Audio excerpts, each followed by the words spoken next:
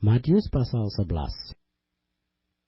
Setelah Yesus selesai berpesan kepada ke-12 muridnya, pergilah ia dari sana untuk mengajar dan memberitakan Injil di dalam kota-kota mereka. Di dalam penjara Yohanes mendengar tentang pekerjaan Kristus, lalu menyuruh murid-muridnya bertanya kepadanya, "Engkaukah yang akan datang itu, atau haruskah kami menantikan orang lain?" Yesus menjawab mereka, "Pergilah dan katakanlah kepada Yohanes apa yang kamu dengar dan kamu lihat. Orang buta melihat, orang lumpuh berjalan, orang kusta menjadi tahir, orang tuli mendengar, orang mati dibangkitkan, dan kepada orang miskin diberitakan kabar baik. Dan berbahagialah orang yang tidak menjadi kecewa dan menolak aku." Setelah murid-murid Yohanes pergi, mulailah Yesus berbicara kepada orang banyak itu tentang Yohanes. "Untuk apakah kamu pergi ke padang gurun, melihat buluh yang digoyangkan angin kian kemari? Atau untuk apakah kamu pergi melihat orang yang berpakaian halus? Orang yang berpakaian halus itu tempatnya di istana raja. Jadi untuk apakah kamu pergi melihat nabi?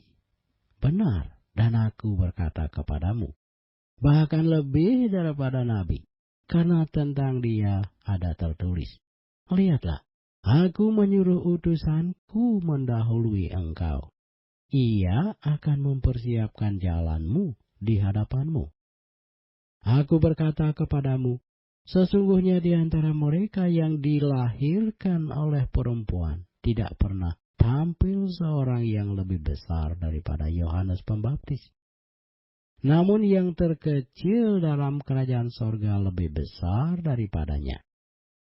Sejak tampilnya Yohanes Pembaptis hingga sekarang kerajaan sorga diserong, dan orang yang menyerongnya mencoba menguasainya.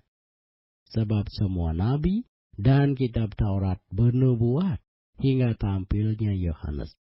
Dan jika kamu mau menerimanya, ialah Elia yang akan datang itu. Siapa bertelinga, hendaklah ia mendengar.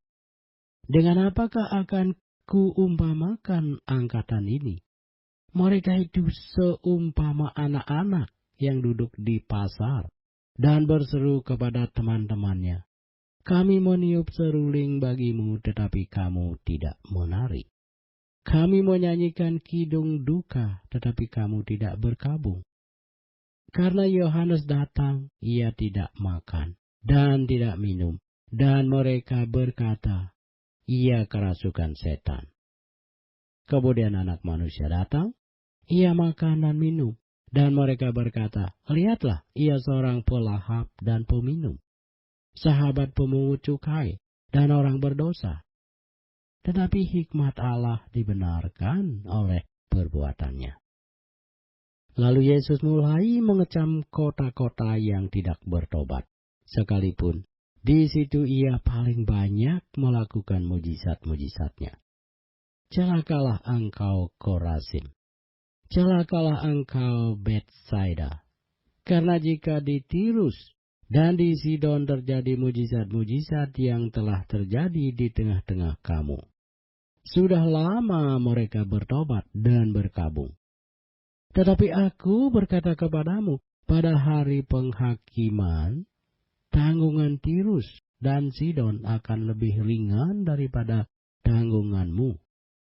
Dan engkau Kapernaum, apakah engkau akan dinaikkan sampai ke langit? Tidak, engkau akan diturunkan sampai ke dunia orang mati.